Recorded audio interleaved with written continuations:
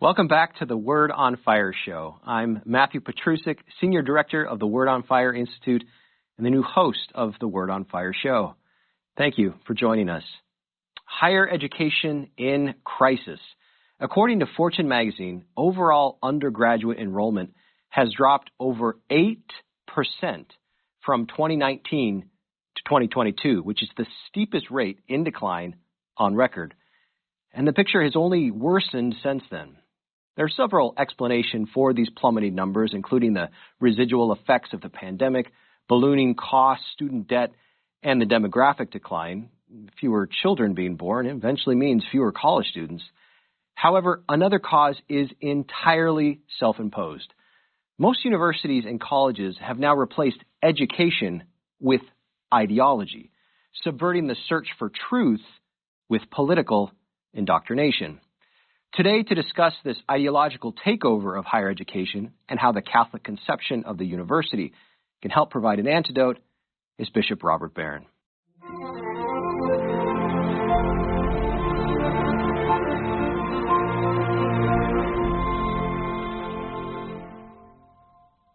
Well, Bishop, before we begin, how does it feel to be in the Word on Fire studios in your own diocese doing this? It's good. You know, Brandon proposed this show a long time ago. And what I had in mind was this, that we'd have two people, together. And then I was sent to California as a bishop. He was in Orlando. And so it just developed as the two of us as kind of talking heads side by side. But my original idea was just this. So I'm happy, yes, to be in the same room with you. I'm delighted to be in the same room with you. So we're talking today about whether there's a Catholic antidote to the crisis in higher education. So let's start by referring to an article that you recently wrote entitled Ivy League Presidents and the Collapse of Moral Reasoning. The article was prompted by the shocking refusal of the presidents of Harvard, MIT, and UPenn to condemn anti-Semitism on their campuses. But you brought out some really important underlying themes as well, including the embrace of moral relativism, the dismissal of the existence of intrinsically evil acts, and this simplistic dividing of the world into oppressor versus oppressed. And you end the article by giving some brief arguments on how the Catholic social thought tradition can be an antidote to that. So can you expand on that a little bit before we get into some more particular questions? Well, I'll say something about the intrinsically evil category, because I think it's exceptionally important. When that's bracketed, and it is across the board in many cases today, when that's bracketed, you invite moral chaos. And it might sound like you're just being very friendly and you're being very open to a variety of perspectives. But when you say there aren't certain things that are just wrong, period, no matter what your intention is, no matter what the circumstances are, no matter what might come because of it, they're just wrong in themselves. When you bracket that category, moral chaos follows. And the very fact, what I noticed was those three presidents unable to say, calling for the genocide of Jews, well, it depends on the context.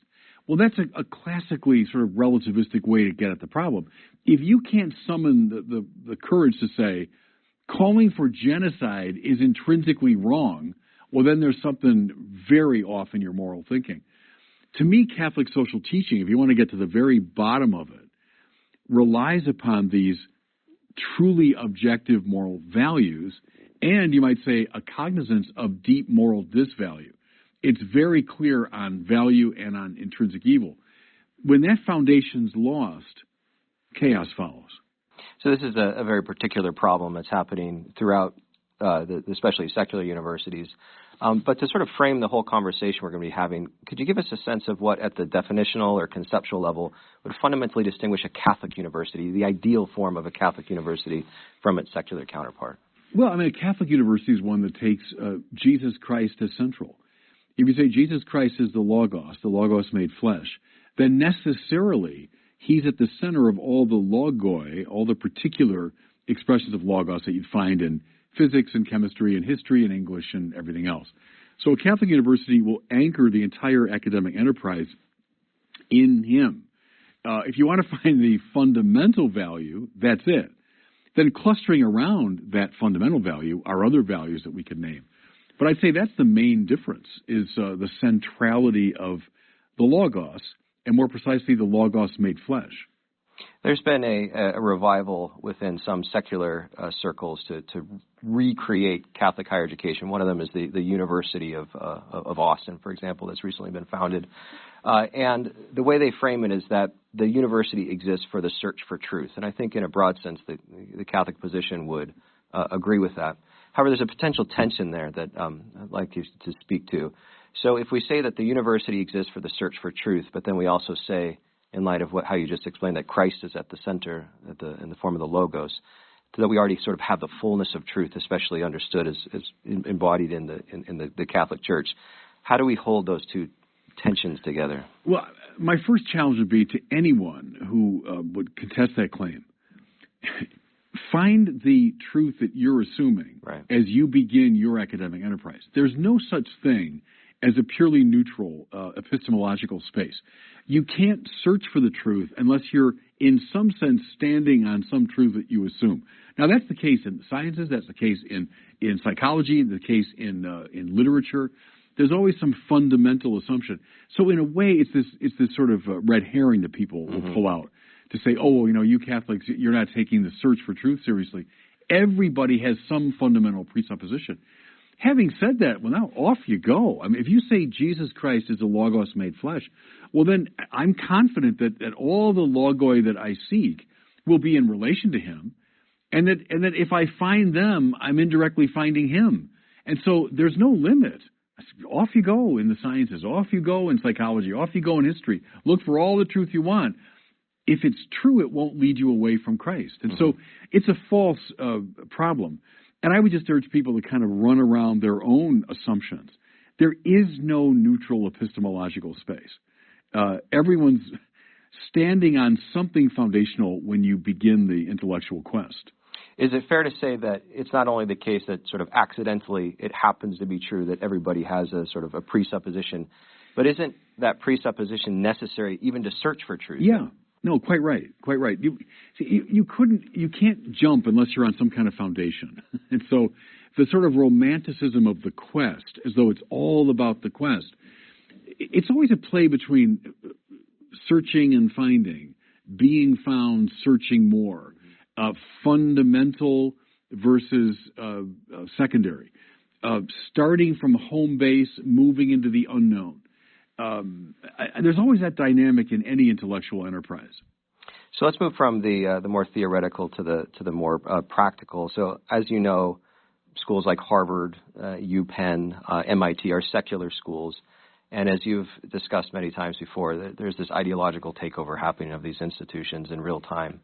Do you see the Catholic conception of the university and the Catholic reality of the university in any way able to resist this ideological takeover precisely because of its Catholic identity? Yeah, absolutely, because it's grounded in these values, both moral and epistemic, that keep it from this complete relativism. Because one of the marks of wokeism, which I've been a kind of ardent critic of, is a relativism at the intellectual level, is a kind of indifferentism. Truth is often just a mask for power relationships. So that goes back to Nietzsche, comes up through the critical theorists of the 20th century, that idea that, when you're claiming something to be true, you're actually just playing a power game. You're trying to use your truth claim to dominate others. The Catholic tradition does not hold to that Nietzschean trajectory going up through critical theory. It holds to the legitimacy of the search for truth, the possibility of finding truth, and that provides a certain bulwark against this relativism and the reduction of truth to power relationships. That's something I find deeply troubling in the wokist mentality. Because wokeism, as I've said, is kind of a popularization of critical theory. Mm-hmm. And the critical theory flourishing, let's say, mid-20th century in both the German and French academies. But coming into our country, let's say in the 70s, 80s, I would say gestating there as a kind of bacillus and then spilling out into the culture just in very recent years. That's what you see in wokeism. I would hope the Catholic universities are a real bulwark against that problem. Let's speak to some of the challenges that Catholic universities are facing in the contemporary cultural climate and political climate. So St. John Paul II famously wrote in Ex Cordia Ecclesia in his document of how to understand the nature of the Catholic University and how to at a high level how to implement it, how to administer it. That Catholic universities must not only hire faithful Catholic faculty, but have them at least 50%. Is that a realistic standard now? Yeah, I agree with it because it's a way of concretizing the idea. We can speak very abstractly about this problem and say, there should be a Catholic character to the faculty. Well, that's a way of instantiating it. And I know, we could quarrel with it, 51% versus 47% or whatever. But I think as a goal, majority Catholic faculty, administrators, people with an ardent Catholic sensibility, or at the very least, people that aren't inimical to the Catholic tradition. They're not opposed to it. So besides the 51%, I want other members of the faculty at least to be supportive of a Catholic program. Things get really dicey, and as you know, this is not just a theoretical musing. Things get dicey when you've got people at Catholic universities who are antipathetic toward Catholic epistemic and moral values. That's a major problem. Because to me, then what's the point? At that point, to me, close the place down. If you've got faculty administrators who are militating against the Catholic view of life, at the very least, someone should do no evil. Someone should at least vaguely support the program. But if you got people who are actively against it, then you got a real serious problem. Right. So some Catholic institutions appear to have taken, it hasn't been their overt approach, it's been their approach in practice to say, well, the way we're going to maintain our identity is we're going to segregate our identity to the theology department. I know, right. Is that a hopeful solution? No, it's not, and it's repugnant to a Catholic imagination. As I was laying out earlier, if Christ is the Logos, you can't segregate him, and you can't say, he just belongs to theology. No, if he's the Logos made flesh, any Logos is related to him. So I gave an address, last year at this time at Notre Dame, and I tried to make that argument, to show in mathematics, to show in the sciences, to show in literature, how if pushed all the way to the bottom, you're going to find a relationship to God, to the Logos. And so I might say it's a modern temptation. It's a modern prejudice to say, sure, religion's fine as long as you privatize it. Christianity can't be a privatized religion. Jesus is crucified publicly, He's proclaimed as risen publicly. It's what got the first Christians in such trouble. If we privatize the faith, then we undermine the evangelical project. A Catholic university, like any Catholic institution, has as its primary purpose evangelization. If it doesn't, it should close. So the privatization or segregation of Christ simply to the theology faculty is repugnant to a Catholic sensibility. What role do you see the theology faculty or the Department of Theology playing in a Catholic university in its ideal form? Yeah, it's a good question, and we wrestle with that. I think it would be great if the theologians at a Catholic university could help the other professors see these relationships. If you put it up as a kind of rose window with theology in the center and then connected by spokes to all the other elements, good. Could the theologians help the mathematicians to see their relationship to Christ, the physicists to see it, the literature specialists, and therefore to see what connects them to each other, right? Because the elements of the rose window are connected to the center, and by that very fact, to each other. I wonder, even at Catholic universities, how often that conversation is even had. Do the mathematicians and physicists and literature specialists and historians talk to each other about what links their disciplines together? I think that might be a great role for the theologians, or maybe the Catholic philosophers on a faculty. Another challenge that applies to all universities, but especially Catholic universities in the context of our conversation, is the question of academic freedom. Yeah. So I think a justifiable critique of this ideological takeover of all universities has been that it's squashing academic freedom and replacing it with political indoctrination. But the same critics making that point could say, well, look, Catholic universities can't really have academic freedom, can they? Because they're committed to this vision of reality and ultimately to the authority of the church. So how do we balance academic freedom in a Catholic university? We have to go right back to what we were saying a few minutes earlier. There's no such thing as a pure absolute academic freedom. That's a fantasy.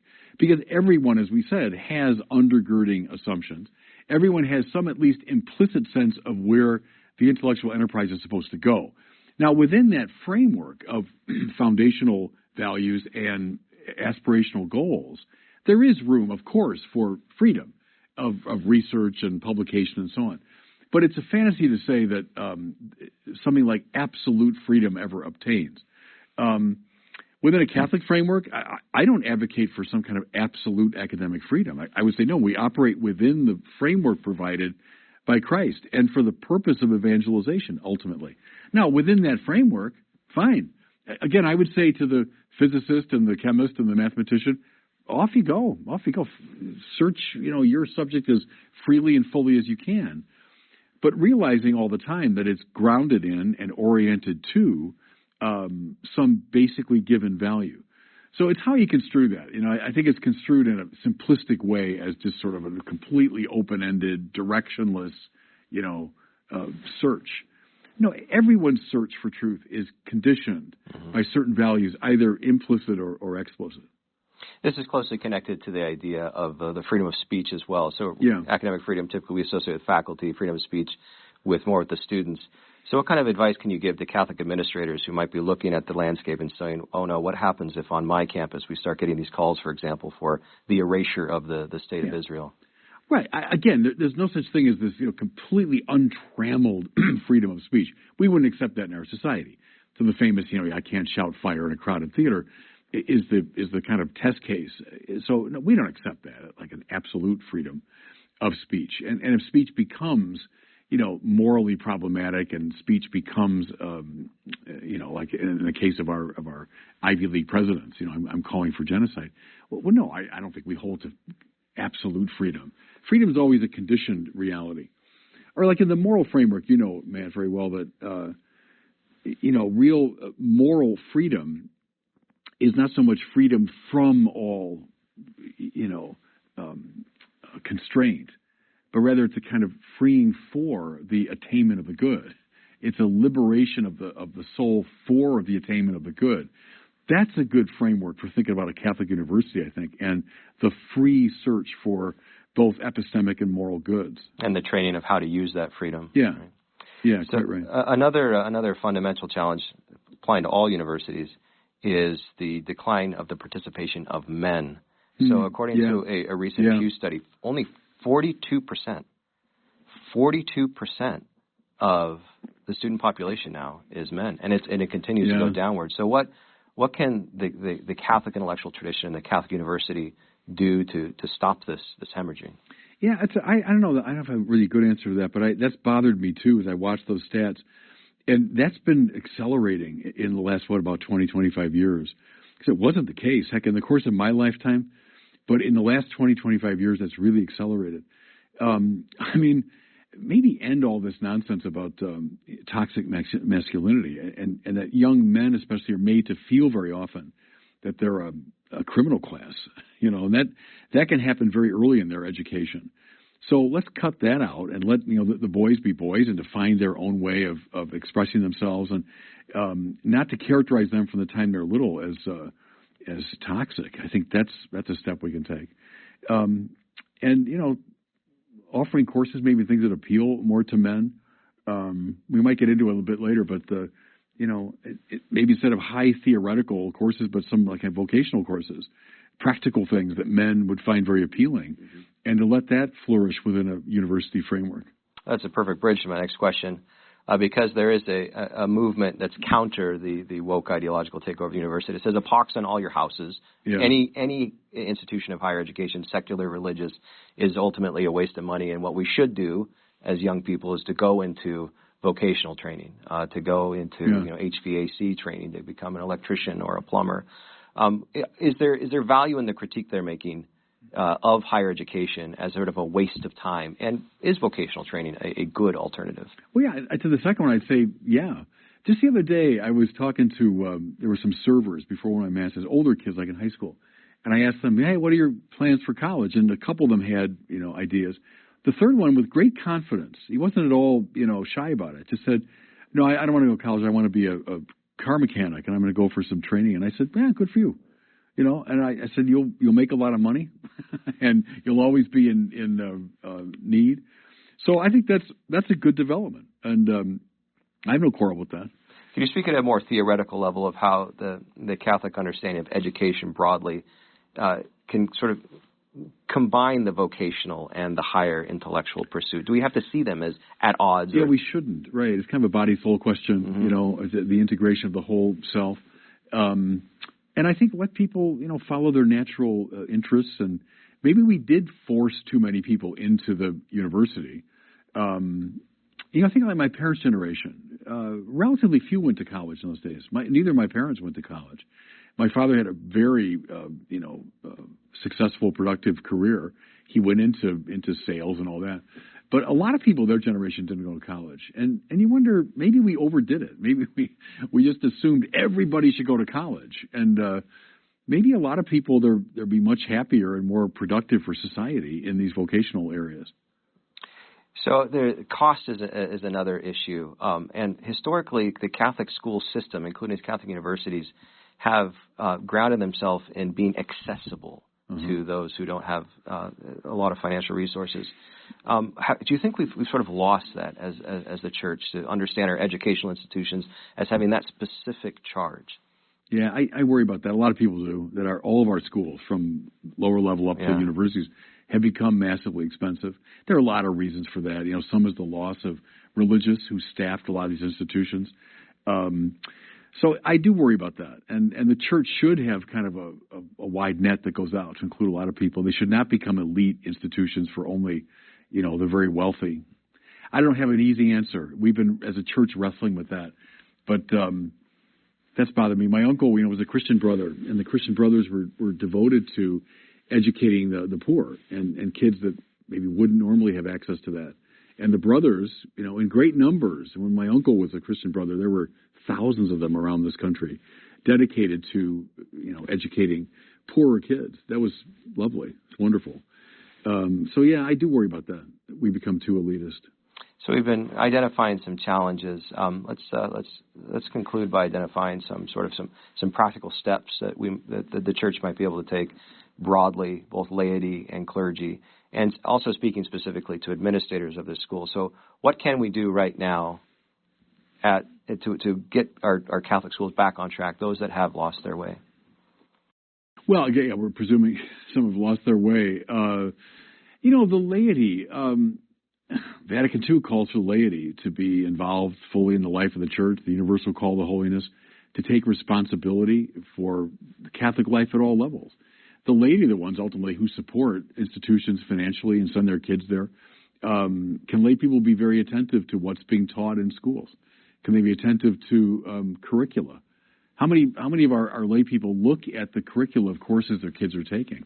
They're the ones who support them, financially and otherwise. So I think that lay people can take responsibility. For the clergy, we shouldn't be on the sidelines. I mean, clergy should be front and center when it comes to Catholic identity, the Catholic purpose of these places. So I think don't just look at it from the outside as a problem that someone else can solve, but that we've all got a stake in it. Given your sense of where things stand in the culture broadly, is this a time for the creation perhaps of new Catholic institutions, or should we redouble our efforts to strengthen the institutions that are already in place? Well, there's room for both, I think. And there are some new Catholic institutions that have emerged, and I think, great. It's sort of the Gamaliel principle is, well, let's see what happens. If the Lord is behind them, they'll flourish. If not, they won't. At the same time, to strengthen the institutions that we have and not give up on them. So I think there's room for both, and for creative, entrepreneurial people to think this thing through. Think of the classical schools model, that's taken off in many ways around our country.